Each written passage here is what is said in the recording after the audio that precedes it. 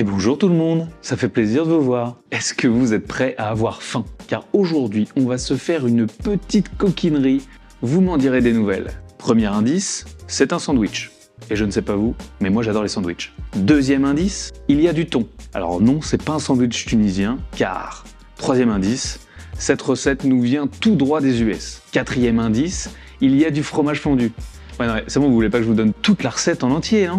Bref, aujourd'hui, on part sur un tuna melt.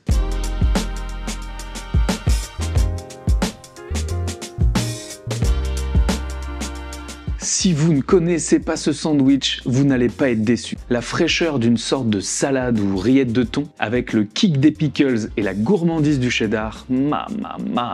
Sans oublier la pièce maîtresse d'un sandwich, le pain évidemment. Comme souvent, je me suis fait plaisir en faisant les courses, mais évidemment vous pouvez adapter la recette avec les ingrédients que vous aimez. Car c'est ça la cuisine, s'amuser, découvrir, expérimenter. Ce sandwich, j'ai eu l'occasion de le manger chez Wakes Coffee à Hossegor et plus récemment chez Lies à Bruxelles avec l'équipe de Saint-Kilda aux manettes.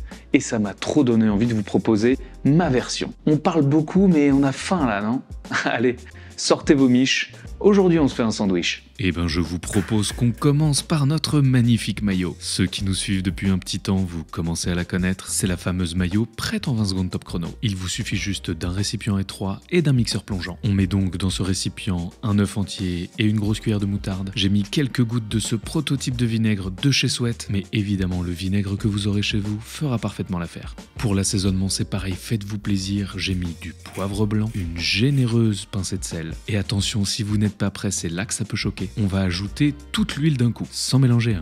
Ouais, je vous jure, vous allez voir. On plonge notre mixeur au fond du récipient.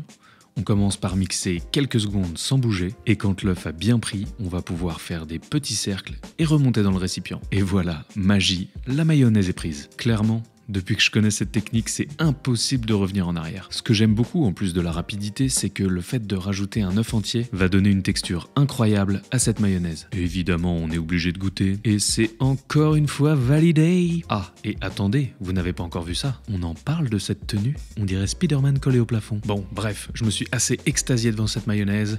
Passons à la suite. Nous allons nous mettre sur le dos de cette petite salade de thon. Ce qui est génial avec cette recette, c'est qu'on peut mettre les ingrédients qui nous font plaisir. Je vais vous présenter ma petite sélection et comment je les prépare, mais surtout soyez créatifs. Et d'ailleurs, n'hésitez pas à me dire en commentaire si jamais vous avez des idées pour pimper cette salade. De mon côté, je vais commencer avec des petites échalotes. Pour ces dernières, je ne peux que vous conseiller de les ciseler très finement, car si on a des gros bouts en bouche, c'est vraiment pas très agréable. C'est un peu comme les oignons. Et en parlant d'oignons, ça peut être très chouette avec des oignons rouges aussi. Pour ramener un peu de croquant, je vais détailler finement du céleri branche. J'adore ça, mais vous pouvez le remplacer par des endives ou du fenouil par exemple. En cuisine, c'est super important de jouer avec les textures. Donc ici, on va faire une taille un tout petit peu plus grosse que celle des échalotes. Comme ça, on pourra bien identifier les goûts et jouer avec nos papilles. On réserve avec les échalotes et c'est parti pour la suite. Pour ajouter un peu de piquant et d'acidité, je vais ajouter ces petits pickles de piment. Je vous invite à tester si vous ne connaissez pas, c'est complètement addictif. Moi j'en mange des kilotonnes avec de la charcuterie ou du fromage par exemple. On le détaille finement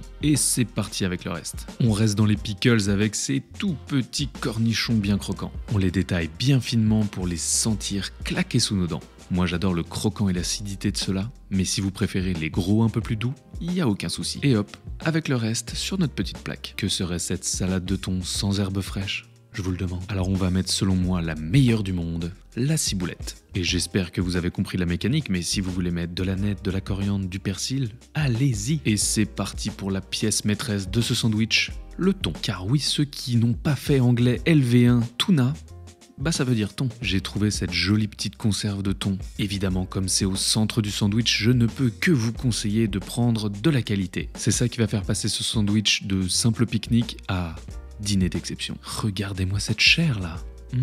C'est magnifique. On débarrasse tout ça dans un petit récipient sans l'huile de conservation. Et ça va être le moment d'assembler notre magnifique salade. Et ça, je vous conseille de le faire au dernier moment. Donc on commence par une très généreuse cuillère de cette magnifique mayo. L'idée, c'est qu'il y en ait pas mal, mais pas trop non plus. Ensuite, c'est très simple, on ajoute le reste des ingrédients, en évitant d'en mettre partout s'il vous plaît. Oh tiens, j'aurais pas oublié quelque chose moi. Mais oui, une petite touche de piment d'Espelette. Let's go, on mélange tout ça. attention, on veut pas non plus trop casser les fibres du thon. C'est cool d'avoir encore un peu de chair sous la dent. En le mélangeant délicatement, ça va permettre d'avoir ce petit effiloché très agréable en bouche. Bon, rien que là, c'est magnifique et je pourrais le manger à la petite cuillère.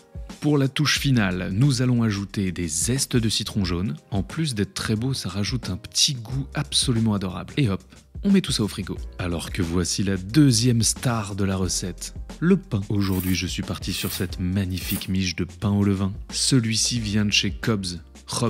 Je sais pas comment on dit, mais je sais qu'il est toujours bon. Vous voyez cette croûte incroyable et cette magnifique oreille, croustillance parfaite. Oh là là là là, on a envie de le dévorer. Vous l'aurez compris, ce dont on a besoin, c'est d'un pain avec une très jolie croûte extérieure et une magnifique moellosité intérieure. Alors moi je suis parti sur un pain au levain comme ça, mais ça fonctionne très bien avec du pain de mie par exemple. Pour la découpe, on veut une tranche ni trop fine, ni trop épaisse. Car comme il va y avoir deux tranches, faut pas que ce soit trop gros non plus. Sur la tranche de gauche, on étale notre merveilleuse salade. Soyez pas radin, mettez-en plein. Essayez de bien la faire accrocher pour éviter qu'elle se casse à la cuisson. Dans Tuna Melt, bah c'est pour le fromage. Et oui, c'est ce merveilleux cheddar qui va venir fondre à la cuisson. Ici, pas de piège, il suffit juste de les poser sur la tranche de droite. Et là aussi, mettez la dose. Comme je suis sympa, je vais vous montrer deux cuissons aujourd'hui. La première au toaster et la deuxième à la poêle. Quand celui-ci est bien chaud, on va pouvoir déposer nos tranches de pain garnies. Attention, il ne faut pas qu'il soit trop chaud non plus. L'idée, c'est d'avoir un pain croustillant, un fromage fondu, mais pas non plus une salade trop cuite. On laisse griller tout ça quelques minutes, et quand le fromage est bien fondu, on retourne les tranches les unes sur les autres. Le pain est parfaitement grillé, mission réussie. Et évidemment, si vous le faites au toaster, c'est le moment de presser ce merveilleux sandwich. Et voilà, votre merveilleux Tuna Melt est prêt. Il ne vous reste plus qu'à le débarrasser. Moi, j'aime bien attendre 30 secondes, 1 minute, histoire qu'il fonde bien au centre. Mais si vous êtes impatient, allez-y, c'est le moment de se goinfrer. Non mais cette beauté là. Bon, si vous n'avez pas de toaster, on le fait à la poêle, et attention, c'est très simple. Un petit filet d'huile pour éviter que ça accroche. On dépose nos 2 tranches de pain, 2 cuillères à soupe d'eau, et on couvre pour faire fondre le fromage. Et on finit la cuisson à découvert pour que ça grille. Et quand c'est ok, bah il ne reste plus qu'à le refermer. Le croustillant du pain, la fraîcheur de la salade de thon et la gourmandise du fromage, vous n'êtes pas prêts.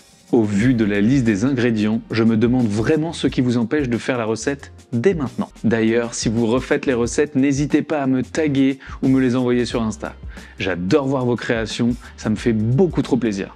N'oubliez pas de vous abonner à la chaîne et d'activer la cloche, ça vous permettra de ne pas louper les prochaines recettes. D'ailleurs, préparez-vous, car avec les beaux jours qui arrivent, on va envoyer du très très lourd. Et pensez à poser un petit j'aime et à commenter la vidéo pour nous donner de la force, poser vos questions et nous aider à nous améliorer. Ah, et surtout, partagez cette vidéo avec la personne avec qui vous voulez manger ce sandwich intergalactique.